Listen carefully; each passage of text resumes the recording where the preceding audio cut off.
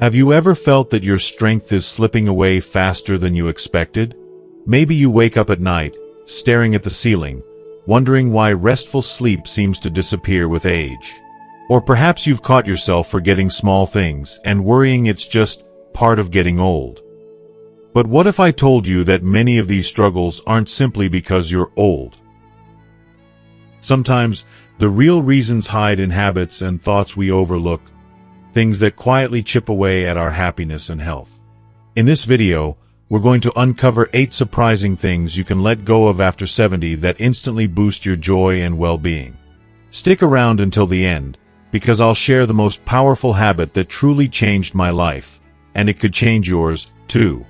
If you're not subscribed, please subscribe and activate the notification bell to ensure you don't miss any videos. If you like the topic of this video, please comment 1. If you don't, please comment 0 to let me know how I can improve and make better videos for you. Now, let's begin. 1. Let go of old grudges and resentment. It often starts with something small. A forgotten birthday. A harsh word said during a moment of stress.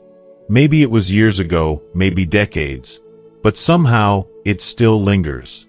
You might not even talk about it anymore. You've moved on with life, raised a family, built a home, and made peace with many things.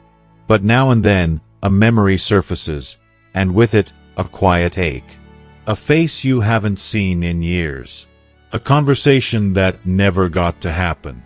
And suddenly, it's there again, the feeling of being wronged, of being misunderstood, of not being seen. Most people your age know this feeling well. We don't always call it resentment.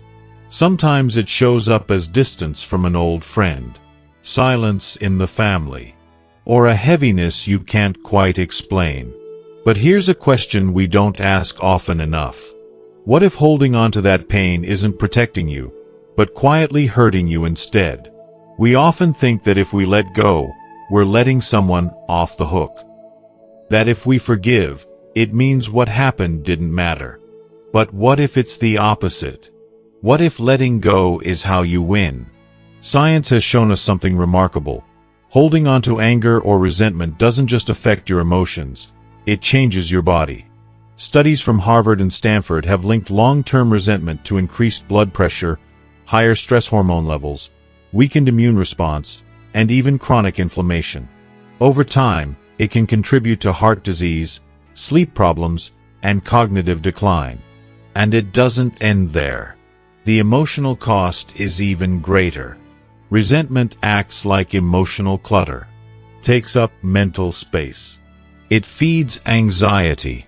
It keeps us living in the past, replaying a scene we can never rewrite. That's no way to enjoy the years you've worked so hard to reach. But here's the good news. Letting go doesn't require you to forget. It doesn't even mean you have to speak to the person again. It simply means you stop letting them take up space in your heart. One small, gentle way to begin is through a practice called writing to release. Take 10 minutes. Find a quiet corner. Write a letter to the person who hurt you, not to send, just to express. Say what you wish you could have said. Pour out the anger, the sadness, the disappointment. Then fold the letter, take a deep breath, and either tear it up or place it in a box marked, letting go. This isn't a silly ritual. It's a neurological act. When you name the emotion and process it physically, your brain begins to release its hold. If writing isn't for you, try speaking it aloud, to a mirror, to a tree, to the sky. The point isn't how you do it. The point is that you do it. You permit yourself to be free. Let me tell you about Harold. He's 78 now. A quiet man from Ohio who didn't talk much about his past. But during a conversation over coffee, he shared something that changed the way I see forgiveness. He hadn't spoken to his brother in over 30 years, all because of a falling out over their father's will. The anger had hardened into silence. Then one day, Harold had chest pains and spent the night in the hospital. Alone. That night, he realized the bitterness wasn't keeping him safe, it was keeping him lonely. He didn't pick up the phone the next morning, but he did start by writing a letter. Just for himself. 3 months later, he and his brother had lunch for the first time in 3 decades. They didn't fix everything, but Harold said this: "I didn't do it for him. I did it for my heart." And that's what I want you to remember. Letting go of old grudges isn't about weakness. It's about choosing peace over pain. It's about saying, "I've carried this long enough. I deserve better now." You are not defined by what happened to you. You are defined by what you choose to carry and what you choose to release. So today, I invite you to let one small piece of the past stay in the past. Not because it didn't matter, but because you do. Let it go, not for them, but for you. 2. Stop living only for others and ignoring your own needs. It's early morning. The house is quiet now, but your day has already begun, with someone else's needs. Maybe it's watching the grandkids because your daughter has to work. Maybe it's making lunch for your spouse or helping a neighbor get to their appointment. You didn't mind. You never really mind. Because that's who you are. You take care of people. You've done it for decades. But somewhere in the middle of all the caring, something slowly faded: you. Does this sound familiar? Maybe you used to paint, or read, or walk in the park every afternoon. But now those things feel like luxuries. There's always something more urgent, someone who needs you, some small crisis that pulls you away from the things that once brought you joy. But here's the question no one dares ask out loud. What if constantly putting others first isn't kindness, but quiet self-abandonment? What if you've been taught that being a good person means disappearing? We often grow up, especially as parents, especially in American families, with the belief that sacrifice equals love, that we're only valuable when we're needed, and that looking after ourselves is selfish. But here's the truth. Self-care isn't selfish. It's survival. Research from the National Institute on Aging has shown that seniors who prioritize their own mental and emotional health are less likely to experience chronic stress, depression, and burnout. In contrast, older adults who live constantly for others without boundaries often report fatigue, resentment, and a sense of emptiness, especially in their 70s and beyond. You weren't meant to disappear into your to-do list. You are still a full human being, with needs, dreams, and limits. So what can you do? Start small. Reclaim just 20 minutes a day. Not for chores. Not for anyone else. Just for you. Take a walk by yourself. Sit with a cup of tea and your favorite book. Plant something. Meditate. Write. Listen to that song you loved in 1973 and sing along, out loud, without caring who hears. And the key: don't apologize for it. You don't need to earn rest. You don't need permission to breathe. If you struggle with this, try saying a phrase aloud. My needs matter too. Say it again. My needs matter too. Because they do. Let me share a short story. Eleanor, a retired schoolteacher from Arizona, spent most of her 60s raising her granddaughter after her daughter passed away. She never once complained. But when her granddaughter moved away to college, Eleanor found herself completely lost. Her days felt empty. I didn't know what I liked anymore, she said. I didn't even know how I liked my coffee. I'd always made it how my husband liked it. So she started with a journal. Each morning, she wrote down one thing she wanted to do, just for her. Some days it was, sit in the sun for 10 minutes. Other days, it was, buy myself flowers. It seemed silly at first, but over time, something shifted. She smiled more. She rejoined her church choir. She booked a trip to the coast. Eleanor didn't stop caring for others, But she finally started caring for herself, too. And here's the beautiful part: the people around her noticed. They didn't love her less, they felt closer to her. Because she was whole again. So let me remind you, gently. You are not just someone's mother, father, grandparent, neighbor, or caregiver. You are still you. And that version of you, the one who loves, laughs, and dreams, deserves time, care, and attention. You've given so much. Now, it's time to give something back to yourself. Say yes to others, yes, but not at the cost of constantly saying no to your own heart. You've earned the right to rest, to choose joy, to matter. Start today. Start small. But most of all, start. 3. Remove self-limiting beliefs like, I can't, or it's too late. It's something many of us hear inside our heads, the little voice that whispers, I can't do that anymore, or it's too late for me.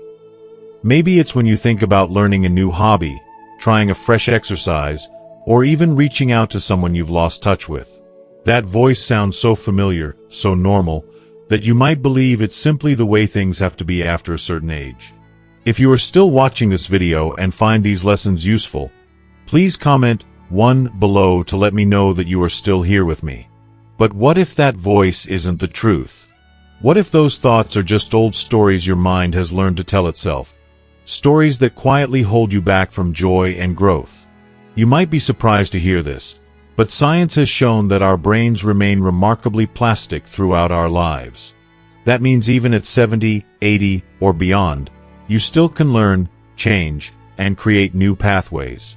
Neuroplasticity, the brain's capacity to rewire itself, doesn't quit just because you do.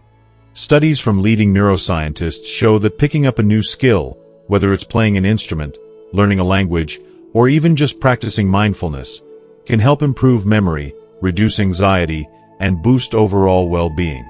Yet many seniors carry deep-seated beliefs that I'm too old to start, or it's pointless now. These beliefs aren't just harmless thoughts. They shape your actions, your confidence, and even your physical health. Research finds that negative self-perceptions about aging are linked to increased risk of disability, slower recovery from illness, and even shorter lifespans. But here's the good news. You can rewrite that story. It starts by noticing those I can't, or it's too late thoughts as just that, thoughts, not facts. A gentle way to start changing your mindset is by embracing a phrase like, I'm learning at my own pace. This simple affirmation reminds you that growth isn't a race, and it's never too late to try. Instead of focusing on what you can't do, try asking yourself, what small step can I take today? For example, if you've always wanted to learn to paint, start with just 10 minutes of doodling each morning. If you've thought about joining a walking group, call one local community center and ask about beginner classes. These small acts honor your desire to grow without overwhelming you. Let me share a story about Joyce, a woman I met who was 75 when she finally decided to learn to play the guitar. She said, I thought I was too old to start something so hard, but I also knew I'd regret it if I never tried. Joyce began with simple chords, practiced daily for just a few minutes, and within months, she was playing songs she loved. The best part? She felt more confident, more connected to herself, and more alive than she had in years. Joyce's story isn't unique. Many seniors discover that challenging those limiting beliefs opens the door to new passions and friendships, and even improves mental sharpness. So here's my encouragement for you. Listen to that inner voice, but don't let it be the final word. Notice when it says, I can't, or it's too late, and gently remind yourself that those are just thoughts, not barriers. You have a lifetime of experience, wisdom, and resilience behind you. Now is the time to permit yourself to try, to explore, and to surprise yourself. Remember, the only real limits are the ones we accept. Your story isn't over. Some of the best chapters might just be beginning. So take a deep breath, and take that first small step. You might be amazed at what's still possible. 4. Get rid of isolation and loneliness. You can be surrounded by people and still feel alone. For many older adults, that feeling creeps in quietly. Maybe your spouse passed away, or your children live far away now. Maybe your closest friend moved to assisted living, and the neighbors you once waved to every morning have slowly disappeared. Your house, once full of voices and footsteps, now echoes with silence.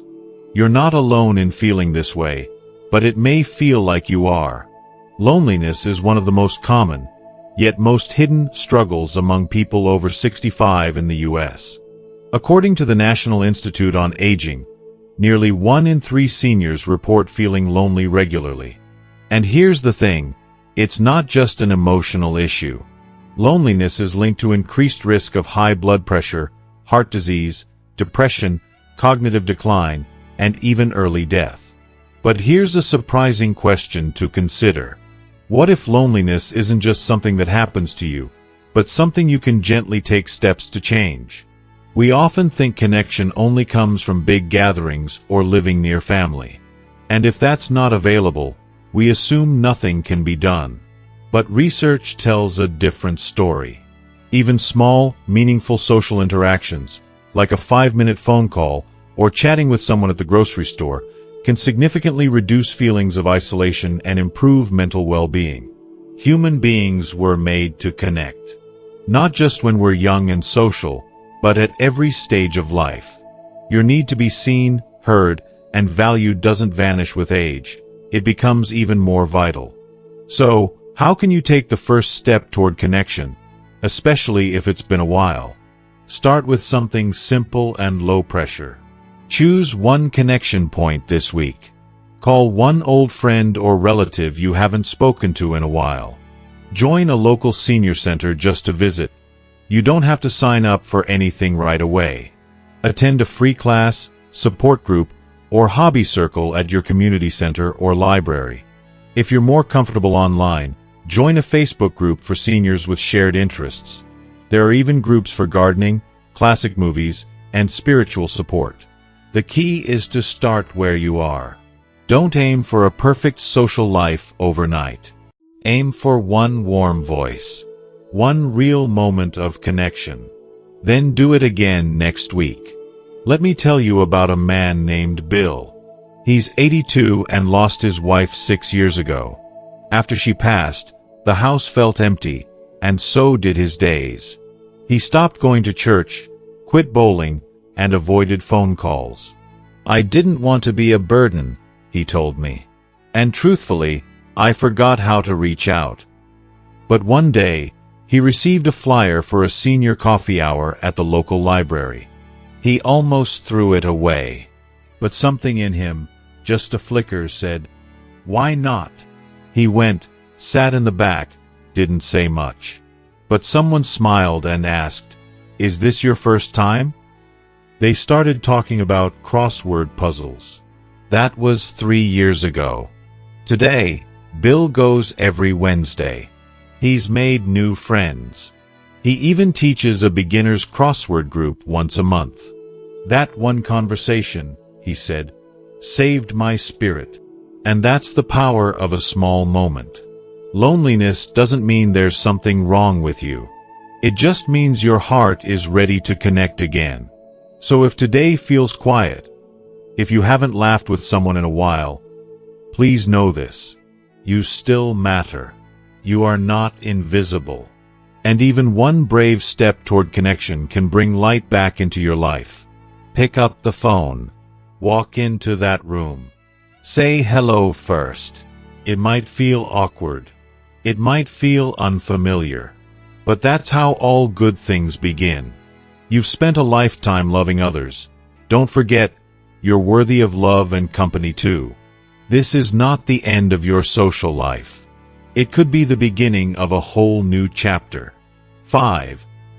Declutter unused possessions and overwhelming household items. You walk into the spare bedroom and pause.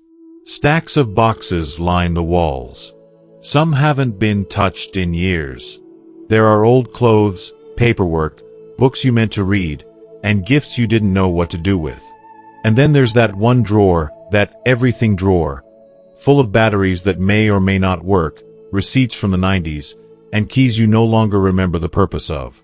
It's not messy, exactly. It's just full. For many older adults, the home slowly becomes a museum of past decades, each item tied to a memory, a just in case, or a person you loved. Letting go feels like betrayal, or worse, like erasing a part of yourself. But here's a gentle question. What if the clutter isn't preserving your life, but quietly weighing it down?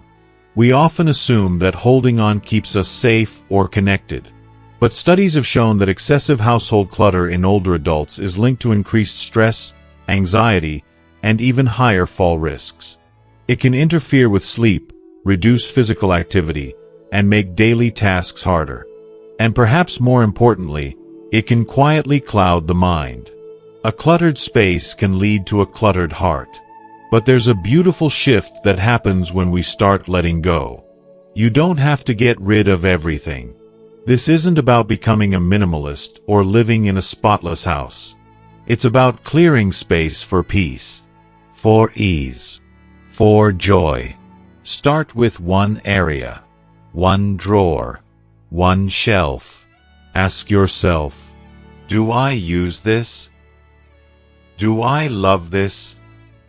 Does this bring me peace or pressure? If it's something you haven't touched in a year or more, consider passing it along. Donate gently used items to local shelters, senior centers, or charities. Some things can find new life with people who truly need them. And for those items tied to emotion, photos, letters, trinkets, remember, you don't have to keep everything to keep the memory. You can choose just a few meaningful items to display, digitize old pictures, or write down the story behind them in a memory journal. Let me tell you about Anne. She's 76, a retired librarian from Minnesota. Her husband passed 5 years ago, and for a while, she couldn't bring herself to touch any of his things. His shoes were still by the door, she said. His coat still hung in the closet. One day, her grandson tripped over an old lamp in the hallway. It scared her, and it woke her up. She realized that her home had become not a place to live, but a place stuck in time. She started slowly. Just one drawer a week, then a box, then a closet. She cried over some items, laughed at others. She kept what mattered, and let the rest go. After a few months, something unexpected happened. She said, "I didn't just clear my house, I cleared my heart." Her home felt lighter. So did she. She invited friends over again. She danced in the kitchen with her granddaughter.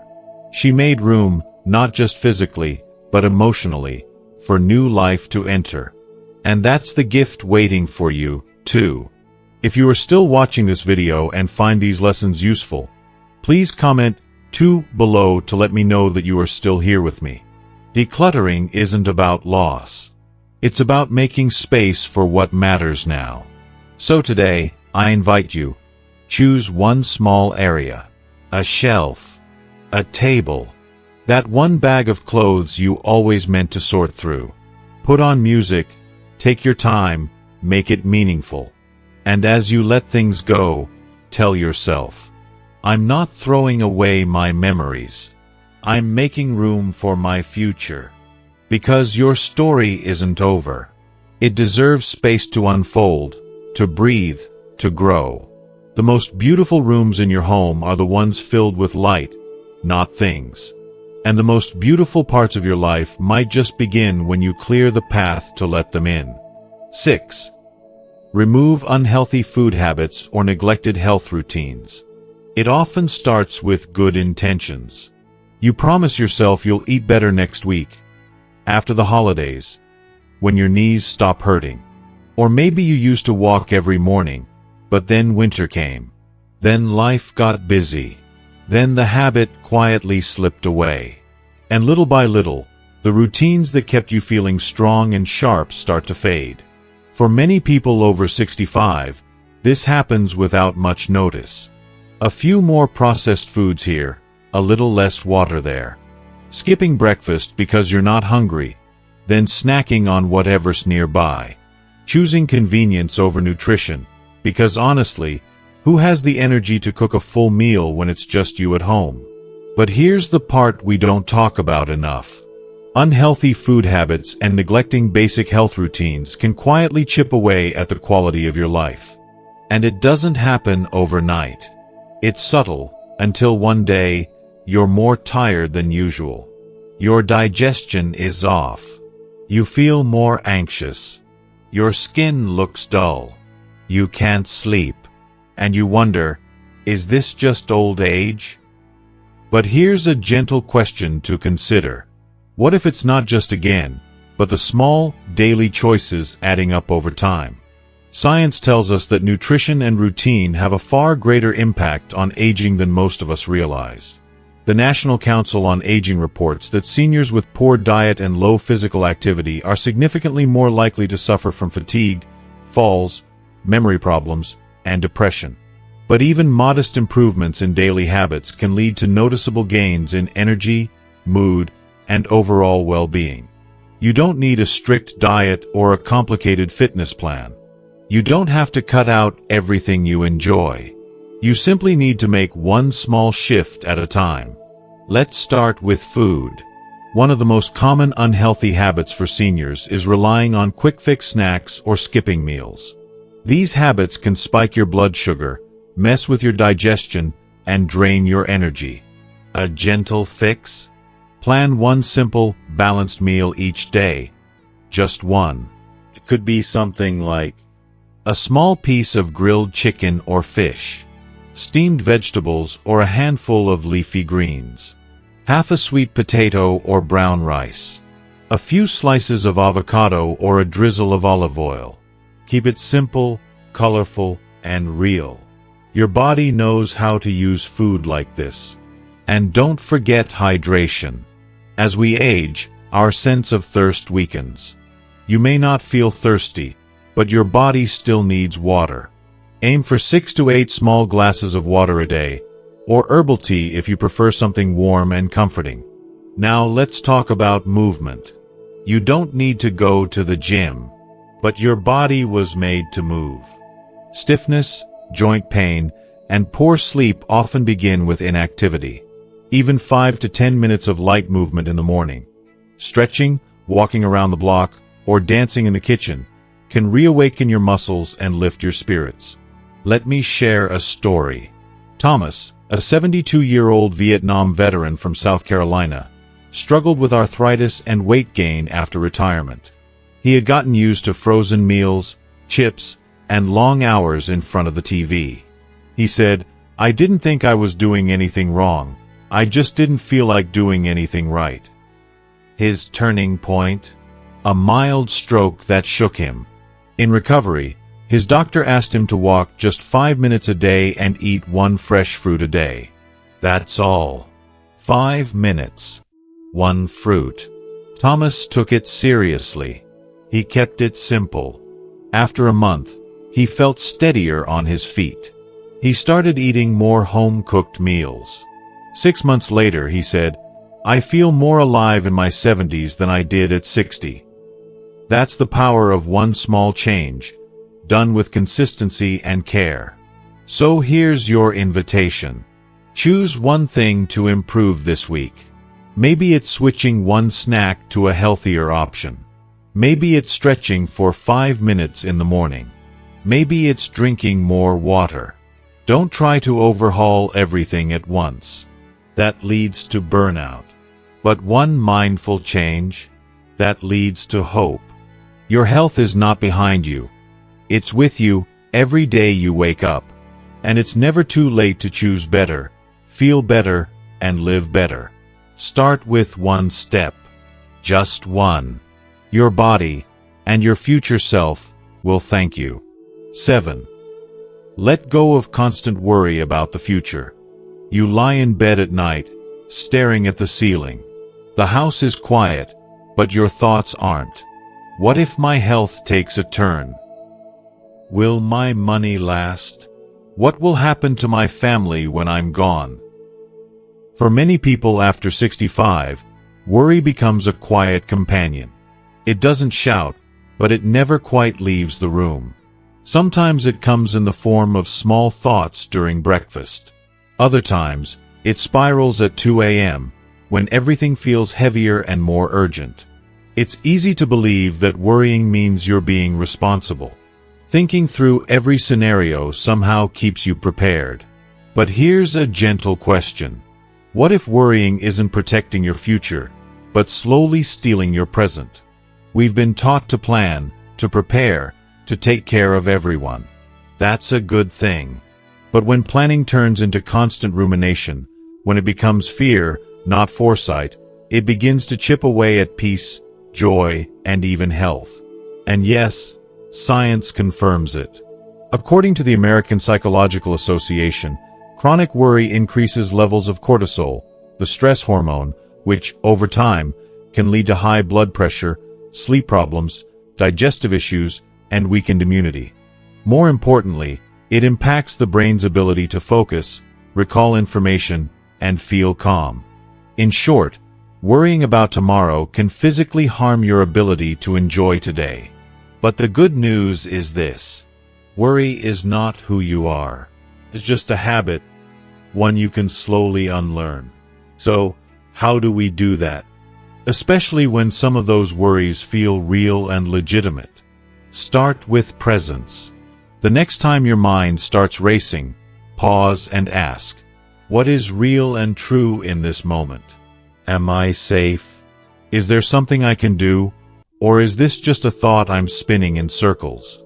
A powerful and simple practice is called grounding. Try this when your thoughts run wild. Sit comfortably. Name 5 things you see. 4 things you can touch. 3 things you hear. 2 things you smell. 1 thing you're grateful for. This brings your attention gently back to the now, the only place where life is happening. Another helpful shift is writing your worries down. Not obsessively, just once a day. Keep a small notebook and call it your worry list. Set a 10-minute timer. Dump all the thoughts onto paper. At the end, close the book and say, "That's enough for today." It may sound silly, but this practice trains your brain to contain worry, rather than letting it leak into every moment of your day. Let me tell you about Linda, a 79-year-old widow from Michigan. After her husband passed, she couldn't stop worrying. About her bills, her health, her home, the future of her grandchildren. She said, "It felt like I was carrying the whole world on my chest." Her daughter gave her a small plant and said, "Take care of this one thing each morning. Just this." That small routine, watering the plant, watching it grow, brought Linda back to the present. She started adding 5 minutes of gentle stretching after, then reading a poem. Slowly, her mornings became moments of peace, not panic.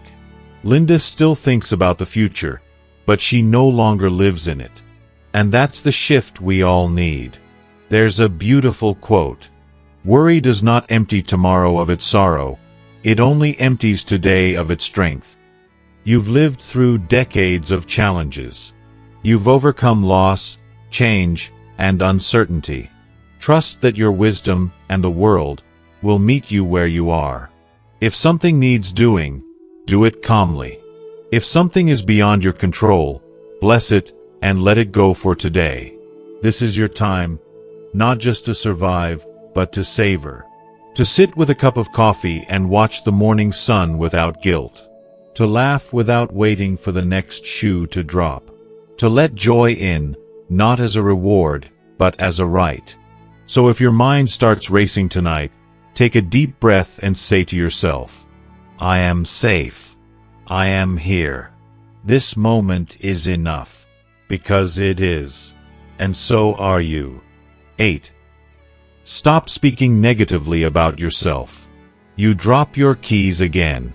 You laugh it off, but the words come out automatically. "I'm such an idiot. Or maybe you forget a name, and you mutter under your breath, "God, I'm getting so stupid." You glance in the mirror and say what you've said 100 times before. "Look at me. I look awful. I'm old. I'm useless now. I can't do anything right anymore." Sound familiar? For many older adults, negative self-talk has become so normal, so deeply ingrained, that it slips into our everyday speech like background noise. We use it to joke, to deflect compliments, to explain our mistakes. Sometimes, we even use it before anyone else can criticize us, just to get ahead of the blow. But here's a question that turns that familiar habit upside down. What if those little comments aren't harmless at all? What if they're shaping the way your brain, your body, and even your future respond to aging? If you are still watching this video and find these lessons useful, please comment 3 below to let me know that you are still here with me. You see, our minds are always listening, even when we're just joking. And the truth is, your words don't just describe your reality. They create it. Decades of research in neuroscience and psychology confirm this. The way we talk to ourselves directly impacts how we feel, think, and act. Negative self-talk, especially repeated over months or years, can lead to higher levels of anxiety, lower self-esteem, reduced cognitive performance, and even a weakened immune system. It triggers stress hormones like cortisol, which over time can lead to inflammation, fatigue, and a greater risk of depression. In older adults, this becomes even more critical. When we constantly tell ourselves we're too old, no good, in the way, or broken, we start to behave accordingly. We withdraw. We stop trying. We let go of dreams. We unconsciously shrink our lives because we believe we don't matter anymore. But here's the good news. You can rewrite the story. Even now. Especially now. The brain, yours included, has an incredible ability to adapt. It's called neuroplasticity, and it means you're not stuck with the same thoughts or patterns forever. You can learn to speak to yourself with kindness, with truth, and with respect. And when you do, everything begins to shift. Your energy, your motivation, your relationships, and even your health. But how do you start, especially after a lifetime of being your own worst critic? Start small. Start with noticing. For the next 3 days, try this. Every time you catch yourself saying something negative about yourself, out loud or in your mind, pause. Don't judge it. Just notice it. Then gently ask, would I say that to a friend I love? If not, what would you say instead? So instead of, "I'm so stupid," try, "I'm learning. I forgot this time, and that's okay." Instead of, "I look awful," try, "My body has carried me through decades. I'm grateful for what it still does." Instead of, "I can't do anything right," try, "I made a mistake. That doesn't define me." Instead of, "I'm just an old burden," try, "I still have value. My presence matters." This isn't about pretending everything is perfect.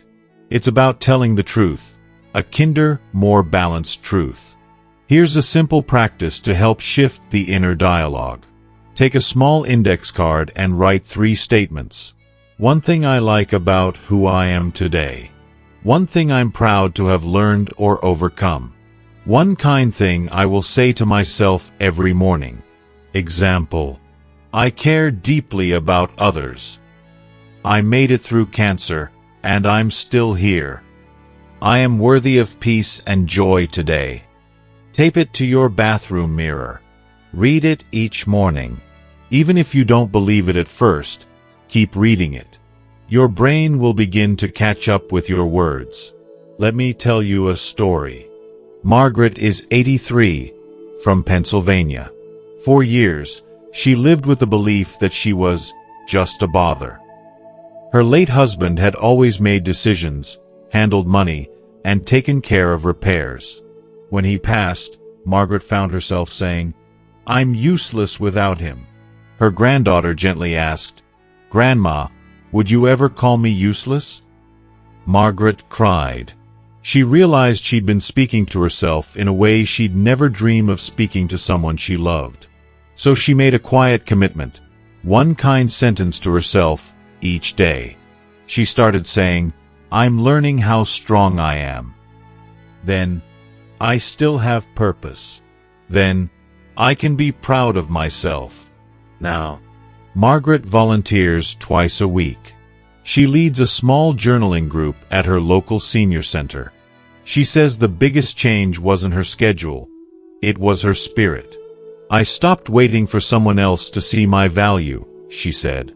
"I started seeing it for myself. And so can you. Because the truth is, you are not your wrinkles. You are not your forgetfulness. You are not your slower pace, or your bad knees, or the years behind you. You are still becoming. You are still worthy. Still important. Still powerful. And the words you speak to yourself every day, those whispers when no one's listening, can either lift you or hold you down. So today, I invite you to let go of the old script. You don't have to call yourself names. You don't have to make yourself small. You don't have to keep repeating those harsh, tired phrases you picked up years ago.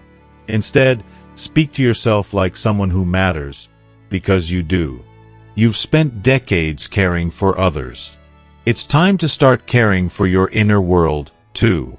Let kindness begin not just with how you treat others, but with how you treat yourself.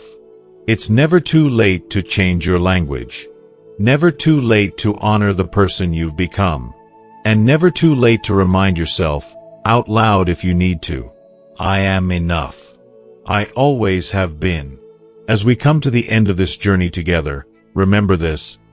The way you speak to yourself matters deeply. Those quiet words you say inside your mind can either build you up or tear you down. But here's the beautiful truth. You hold the power to change that story right now. It doesn't matter how long you've been saying those negative things or how deeply they've rooted themselves over the years.